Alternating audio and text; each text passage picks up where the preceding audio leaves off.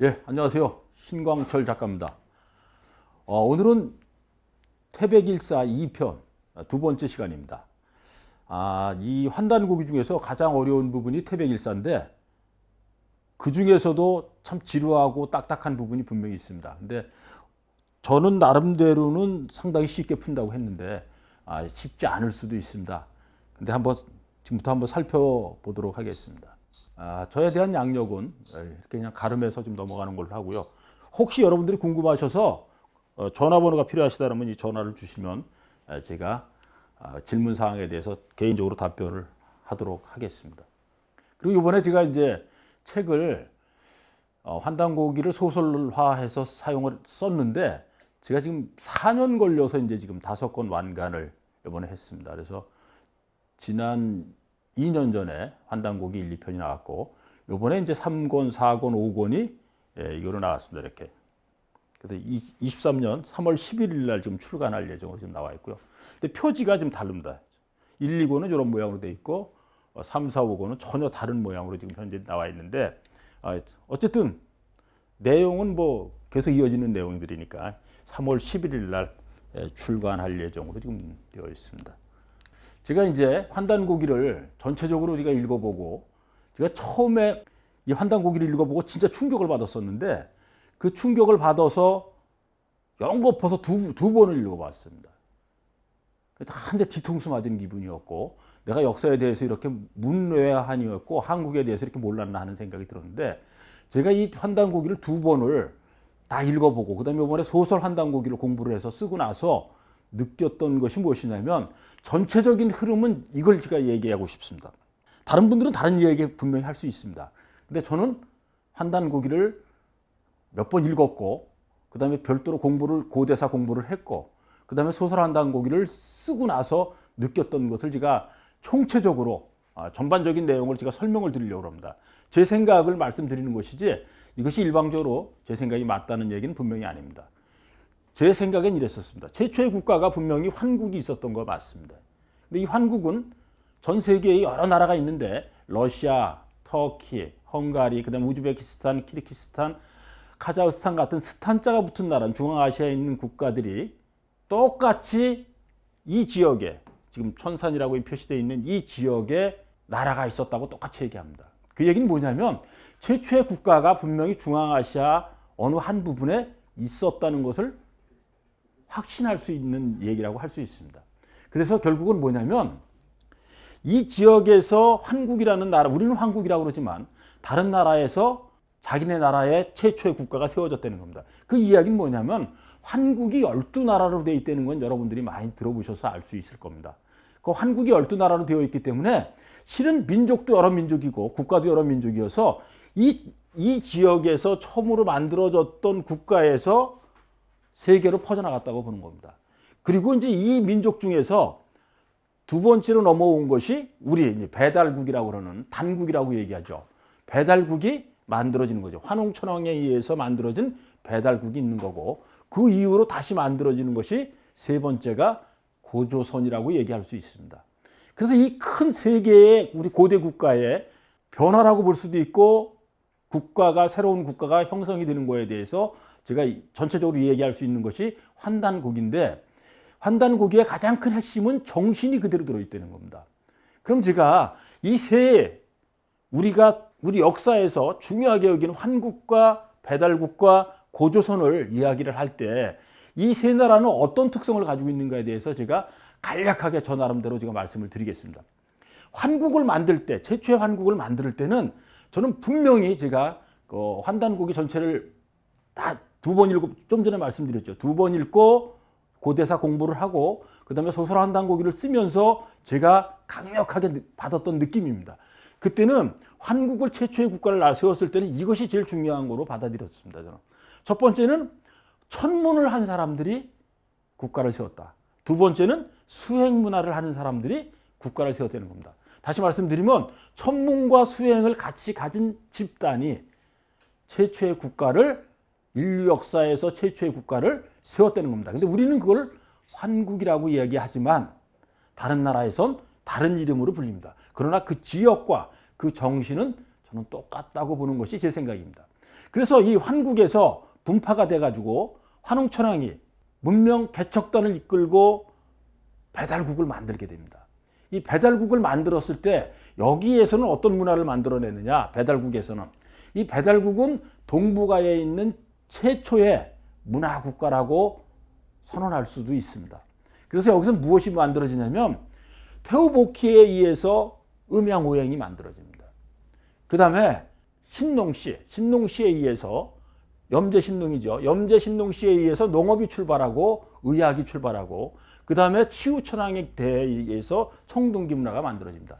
다시 한번 말씀드리면 배달국에서는 태호복희에 의해서 음양오행이 출발하고 그 다음에 염제신농에 의해서 농업과 의학이 출발하고 치우천왕대에 와서 청동기 문화가 만들어져서 동북아의 문명 출발을 만들어낸 곳이 바로 배달국이라고 말씀을 드릴 수 있습니다. 이 배달국이 망하고 나서 세워지는 것이 고조선입니다. 이 지역에 고조선이 세워지는데 이때 저는 제가 말씀드리면 감히 최초의 한류가 여기서 이루어졌다고 보는 겁니다. 저는 여기서 한류라고 할 수 있는 그 동북아의 문명이 최초로 생기지만 고조선대에서는 이것이 전 세계로 퍼져나가는 중요한 역할을 동북아 전체의 문화 파급에 직접적인 영향을 끼치는 것이 고조선이라고 저는 보는 겁니다. 이때 만들어졌지만 퍼지는 건 이때가 아니었을까 제 개인적인 생각을 합니다. 그래서 고조선은 이 동북아의 문화 지배자가 됐었고 문화 전파자 역할을 했다는 것이 제 개인적인 생각입니다. 이것은 분명히 학설로서 굳어진 것이 아니라 제가 개인적으로 환단고기를 공부하고 그 다음에 환단고기 소설을 쓰면서 고대사를 연구하는 그 입장에서 전체를 훑어본 생각이 그렇다는 겁니다. 근데 저는 이것이 아주 중요한 전체를 읽어낼 수 있는 우리 고대사를 전체를 읽어낼 수 있는 중요한 키워드라고 저는 개인적으로 생각을 합니다. 그럼 이제 지금부터 본문으로 들어가 보도록 하겠습니다. 본문이 여러분들이 이 제목만 봐도 진짜 그렇습니다. 이거 삼신 오제 오령. 이름만 들어도 야 이게 도대체 무슨 얘기일까? 그 다음에 이걸 받아들이기도 만만치는 않습니다. 제가 모두에 말씀드렸습니다. 가장 어려운 것이 뭐냐면 태백일사에서 이런 정신적 그 다음에 우주의 원리 같은 것을 최초로 만들어냈다는 것을 선언하듯이 그대로 명시가 되어 있습니다. 한번 제가 읽어보겠습니다. 있는 내용은. 원래 그 내용은 요 내용이 원문입니다. 이게 한문으로 원문이 되어 있는 거고 이걸 해석을 한 것이 이거라는데 이 해석은 제가 아주 현대어로다 제가 나름대로 번역은 했습니다. 뭐 살펴보겠습니다. 깊이 생각해 보면 삼신은 천일과 지일과 태일이다. 한 분이신 하늘은 만물의 조화를, 한 분이신 지일은 만물을 기르는 교화를, 한 분이신 태일은 세상을 다스리는 치화를 주관한다. 생각해 보면 오제는 흑제와 적제와 청제와 백제와 그리고 황제다. 흑제는 겨울에 숙사를 주관하고 적제는 여름에 광료를 주관하고 청제는 봄에 생양을 주관하고 백제는 가을에 성숙을 주관하고 그리고 황제는 모든 조화를 주관한다. 이렇게 나와 있습니다. 이렇게 이 문장만 보면 여러분들은 야 이게 무슨 말일까? 그 다음에 이렇게 확연히 다가오는 구체적인 것이 찾아보기 쉽지가 않습니다. 분명히 여러분들은 이 문장을 보면서 야 이걸 어떻게 해서야 할까 하는 생각이 들 겁니다. 그래서 별도의 설명이 필요한 것이 사실은 환단고기에 특히 태백일사는 중요한 부분이라고 말씀을 드릴 수 있습니다. 그럼 지금부터 한번 안으로 들어가 봐서 설명을 해보도록 하겠습니다. 우린 천지인의 원리를 얘기를 하는데 천지인 그러면 천지인입니다. 그죠? 여기 말 그대로 천, 하늘, 지, 땅, 인, 사람입니다. 근데 여기서 이제 표현을 어떻게 나왔냐면 앞에 다시 한번 돌아가 보도록 하겠습니다. 보면 천일과 지일과 태일이라고 되어 있습니다. 그죠? 분명히 천일, 지일, 인일이 아닙니다. 이것을 어떻게 해석해야 되느냐? 저는 개인적으로 이렇게 생각을 합니다.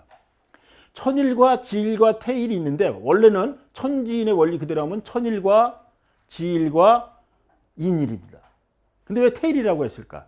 저는 저하고 의견이 많이 다른 분들도 분명히 있겠지만 인일 대신 태일을 썼다는 것은 우주에서 가장 중요한 존재를, 천지인 중에서도 가장 중요한 것을 사람으로 봤다는 겁니다. 왜? 우리 자신이 사람이기 때문에 우리 자신이 그 인간이라는 것을 세상에서 가장 중요하게 우리 고대에는 바라봤다는 겁니다. 그 다음에 우리가 한국이라는 나라를 세울 때도 똑같은 그 원리에 의해서 사람을 제일 중요하게 여긴 겁니다. 그래서 인일 대신에 분명히 천일, 지일, 인일이 되어야 되는데 태일이라고 되어 있습니다. 그 이유는 사람의 존재를 다시 한번 높게 바라보고, 그 다음에 우리의 모든 것을 제가 역사를 통틀어서 이렇게 공부를 하다 보면 느꼈던 것이 뭐냐면, 우리는 사람을 중요하게 여기서 뭘 중요하게, 그걸 어떻게 표현하냐? 인본이라고 얘기할 수 있습니다. 모든 철학의 근원은 인본하고 깊은 관련이 있는 것이 한국인의 특성이라고 볼 수 있습니다. 여기서 한국인의 특성은 한국인 정신의 특성이라고 제가 말씀드릴 수 있습니다. 여기서 다시 한번 보시면 그 답이 그대로 나옵니다. 천지인의 원리를 그대로 했는데 인일과 태일을 다시 한번 제가 설명을 드리려고 합니다. 그러면 삼일신고에는 어떻게 나와 있느냐? 삼일신고는 여러분들이 어떤 책인지는 개인적으로 조금 더 연구를 하시기 바랍니다. 이거는 제가 별도로 여기서 얘기하기에는 긴 시간이 필요하기 때문에 제가 여러분들을 한번 살펴보시기 바랍니다. 삼일신고에 이렇게 나와 있습니다. 자성구자, 강제이례라고 되어 있습니다. 이 이야기를 다시 풀면 너의 본성에서, 사람의 본성에서 씨를 구하라. 예. 이 성자도 여러분들 자세히 살펴보시면 이 성자가 무슨 뜻이냐면 마음심자의 날생입니다. 그러니까 태어날 때 가졌던 마음을 얘기하는 겁니다. 그러니까 근원적인 생각을 얘기하는 겁니다. 그것을 우리를 자성이라고 얘기할 수 있는데, 스스로 가진 성격, 태어날 때 가지고 있었던 품격을 얘기하는 건데, 그것의 근원을 어디서 구하느냐? 시에서 군다. 이거 자자를 시로 번역을 했습니다. 그래서 너의 본성에서 시를 구해라. 근데 그걸 어디에서 있느냐? 우리 한국인의 그 정신사에서는 아주 중요한 내용인데 그것이 머릿속에 있다는 겁니다. 다시 한번 살펴보겠습니다. 강, 내릴 강자입니다. 내려와서 있다. 이 뇌 속에 있다는 겁니다. 여기서 내려왔다는 건 뭐냐면 우리의 고향이 어디죠? 우리의 고향은 늘 북두칠성과 북극성을 얘기합니다. 정확하게는 북극성입니다. 제가 예전에도 말씀드린 적이 있습니다. 우리의 기본 사상 중에서 우리의 고향을 어디로 보냐면 북극성인데, 북극성에서 지상으로 내려올 때, 이 땅으로 내려올 때 무엇을 타고 내려온다? 배를 타고 내려온다 그랬습니다. 그 배가 뭐냐? 북두칠성입니다. 북극성에서 사람이 살고 있는데 거기서 살고 있었던 그 천상의 사람들이 북두칠성이라는 배를 타고 내려와서, 내려오다 보면 강을 건너야 되잖아요. 그 강이 은하수입니다. 그 은하수에서 다시 더 내려올 때 무지개를 타고 내려오는 거고, 그 다음에 우리가 그 지금 하얀 나무 있죠. 단목이라고 그러는 그 박달나무, 박달나무를 타고 내려오는 걸로 우리는 돼 있습니다. 그래서 그걸 그대로 연결해 준 것이 여기 그대로 삼일신고에도 적혀 있습니다. 내려와 있다. 어디야? 뇌. 우리 뇌 속에 내려와 있다는 겁니다. 우리의 가장 그 본성적인 그 핵심의 씨는 내 머릿속에 들어있다라고 우리는 번역할 수 있습니다. 그래서 세상의 모든 것이 다 어디에 들어가 있느냐? 내 머릿속에. 그래서 신은, 여기다 다시 한번 신이라는 걸 의미를 하나 부여를 하고 이걸 얘기하면, 신이 어디에 있느냐?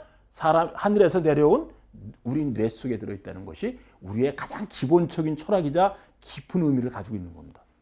이것을 이해하면 한국인의 모든 정신을 이해하는데 기본이 됩니다. 그 다음에 이제 세상의 주관자를 셋으로 나눈 겁니다. 이건 여러분들이 많이 들으셨을 겁니다. 첫 번째는 조화신, 두 번째는 교화신, 세 번째는 치화신으로. 이 셋은 세 개면서 하나라는 걸 그것도 여러분들은 제가 한두 번 얘기한 것이 아니라 누차 얘기한 바가 있습니다. 하나의 그 우주의 원리, 우주의 핵심을 다스리는 원리는 세 개로 나눈 겁니다. 그것이 조화신이고 교화신이고 치화신입니다. 그러니까 조화신은 최초의 세상을 창조했다는 것을 얘기하는 거고, 교화신은 그것을 기르는 겁니다. 우리는 예전에도 우리 백성들한테 중요했던, 그 임금으로서 중요했던 것은 뭐냐면 다스린다는 의미를 가졌습니다. 지금하고는 전혀 다른 겁니다. 그러니까 옛날에는 통치의 개념이 강했던 거고, 지금은 이제 다른 의미의 정치를 가지고 있습니다. 그리고 세 번째는 그것 세상을 다스리는 치화를 설명을 해주고 있는 이 셋으로 나눈 겁니다. 그래서 이 세 개가 결국은 하나의 원리 속에 다시 들어가는 3은 1이고 1은 3이라는 원리 속으로 여러분들은 해석을 하시면 됩니다. 이것은 지난번에 이제 바로 설명을 드렸던 건데 우리 조상은 최초의 국가를 세울 때 천문현상과 음행오행을 이해하는 사람들이 만들었을 거라는 것이 제 기본적인 생각이었고 그것이 제가 우리 역사를 꿰뚫는 것에 가장 전체를 읽어낼 수 있는 것이 바로 이 부분입니다. 근데 저는 이걸 우리가 간과할 수 없는 거가 이렇게 살펴보시면 됩니다. 이게. 우리가 천문현상을 이해를 하고 음행오행을 이해했다는 건 이 얘기를 그대로 하면 뭐냐면 하늘과 하늘에 있는 별과 달을 이해했다는 거고 더 놀라운 것은 몇천 년 전에 지금부터 몇천 년 전이잖아요. 적어도 5천 년 전, 길게 잡으면 9천 년으로 얘기하는 분들도 있는데 5천 년 전, 9천 년 전에 이미 태양을 중심으로 돌고 있는 별들을 다 이해하고 있었다는 것이 진짜 놀라운 겁니다. 그것이 뭐죠? 지금 우리 요일 속에 있습니다. 우리 요일 한번 살펴보시면 답이 딱 나옵니다. 1, 월, 그죠? 1이 뭐죠? 태양. 월이 뭐죠? 달입니다. 그리고 태양을 중심으로 돌고 있는 별들이 여기 다 나와 있습니다. 화, 수, 목, 금, 토입니다. 그때 우리가 망원경도 없는 그 시대에 하늘에 있는 별 운행만 그 상태를 보고만으로도 태양을 중심으로 돌고 있는 별들이 있다는 것을 이렇게 찾아냈다는 거. 그 다음에 이것도 찾아낸 것도 너무나 놀라운 일인데 더 놀라운 것은 바로 이겁니다. 이게. 네. 이것을 방향으로 나누고 중심에 노란 황으로 나눠서 이것을 우주 운행의 기본 원리, 우리가 오방이라고 얘기하는 기본 원리를 찾아냈다는 거. 정말 놀라운 일입니다. 이 문화를 가졌던 사람들이 중앙아시아에 있었고 이 문화를 가졌던 사람들이 다시 환웅천왕에 의해서 동방으로 와서 배달국을 세우고 그 배달국이 이어서 고조선이 세워졌는데 그 모든 것은 다 똑같은 이 천문현상을 이해했던 집단이라는 것을 확인할 수 있습니다. 이제 오령에 대해서 살펴보겠습니다. 여러분들은 지금 저하고 이 환단고기를 공부하게 되면서 야 이거 참 어렵다라고 생각할 수도 있고 이거 좀 벅찬 거 아닌가 하는 생각할 수도 있습니다. 이런 문장 때문에 바로 그렇습니다. 이거. 지금 읽어보겠습니다. 저도 읽으면서 야 이걸 어떻게 설명해야 될까 하는 생각이 분명히 있습니다. 오령에 대한 이야기입니다. 오령을 생각해 보면 태수와 태화와 태목과 태금과 태토이다. 태수는 영륜을 주관하고 태화는 용전을 주관하고 태목은 영축을 주관하고 태금은 재단을 주관하고 태토는 가종을 주관한다. 이에 삼신이 다섯 방위의 주제자인 오제를 통솔하여 저마다 그 맡은 바를 널리 펴도록 명령하고 오령은 각자 맡은 바를 복두서서 태양은 낮으로 달은 밤을 기후는 별에 따르는 법이다. 덥고 추움은 소출을 결정하며 어부들은 구역을 나누어 배를 띄워 바다를 농부들은 서로 나누어 경작하여 땅을 지켰다. 오령에 대한 설명입니다. 여러분들 이해되시겠어요? 참 쉽지 않습니다. 근데 우선 한자를 이제 풀어보면 영윤이라는 뜻은 번영과 윤택, 부귀를 얘기하는 거고 두 번째 태화는 용전이라고 되어 있는데 여기서 녹이고 다림, 주조를 얘기합니다. 우리가 무슨 국가라고 그랬죠? 세계 최초의 청동기 문화를 만들었던 문화였기 때문에 저거에 대해서는 강력하게 우리들이 이 오방 속에, 오령 속에 들어있다고 여러분들이 보시면 됩니다. 그 다음에 태목, 나무지요. 그건 영축, 짓고 쌓는, 건축을 얘기하는 거고 태금은 재단을 얘기합니다. 옳고 그름 가림 결단을 얘기하고 태토는 가종, 실 뿌리는 거죠. 씨 뿌리고 농사를 얘기하는, 주관을 얘기하는 겁니다. 근데 여러분들이 이 자체만 가지고 이해하기가 쉽지 않습니다. 그럼 어떻게 해야 되느냐? 좀 들어가 보면 이렇게 이해가 될 수 있습니다. 우리는 세상을 바라보는 방향을 우리만의 특성을 분명히 가지고 있습니다. 어떤 특성을 가지고 있느냐? 첫 번째가 사방입니다. 쉽게 생각할 수 있는 게 있죠. 앞뒤 좌우를 딱 나누면 사방이 됩니다. 그리고 거기다 자신을 집어넣으면 오방이 되는 겁니다. 근데 사방을 조금 더 나누면 한 번씩 더 나누면 팔방이 되는 거고 그리고 거기다 상하를 집어넣은 거면 뭐가 되죠? 십방이 됩니다. 이 십방은 요즘에 쓰는 말로는 저렇게 십방이라고도 얘기해요. 여기는 십방이라고 분명히 나왔습니다. 이렇게 십방이라고 나와 있지만 일반적으로 얘기할 때는 시방이라고 얘기할 수도 있습니다. 그래서 시방세계라는 것도 여러분들은 들어보신 적이 있을 겁니다. 예를 들면 우리가 얼마 전만 해도 우리가 욕 비슷하게 쓰던 거 있죠. 야, 이 시방새야 이런 얘기를 종종 했는데 그 시방세계가 뭐냐면 시방새가 시방세계를 얘기하는 겁니다. 십방세계. 그러니까 모든 세상을 얘기할 때 그걸 십방세계라고 얘기하고 거기서 하나를 빼버리면 십방세가 되고 거기서 비읍을 하나 더 빼면 시방세가 됩니다. 그것이 지금 이제 다시 한번 더 줄이면 이제 십방이 되는 거고 시방이 됩니다. 그러니까 우리 한민족, 굳이 한민족이라고 여기서 표현하는 거는 뭐 어떤 한계점이 분명히 있겠지만 그래도 그 나름대로 우리가 한국인이라는 것을 이야기했을 때 세상을 바라보는 그 방향을 바라보는 관점은 지금 다시 말씀드리면 처음에는 사방, 나를 앞뒤 좌우로 나눠서 사방, 그 다음에 나를 집어넣으면 오방이 되는 겁니다. 그 다음에 사방 중에서 그 중간에 하나씩을 더 끼워 넣으면 팔방, 거기다가 위아래를 집어넣으면 십방을 보는 겁니다. 그래서 우리는 세상을 바라보는 방위가 서양처럼 네 방향으로 그냥 딱 끝나는 것이 아니라 이렇게 여러 가지로 사방, 오방, 팔방, 십방의 체제를 가지고 있는 것이 한국인의 정신세계고 세상을, 우주를 바라보는 관점이라고 말씀드릴 수 있습니다. 조금 더 들어가 봅니다. 이것도 여러분들 분명 쉽지 않습니다. 만물의 창조 원리에 대해서 이제 말씀을 드리는 건데 삼신일체의 도에 대해서 말씀을 드리겠습니다.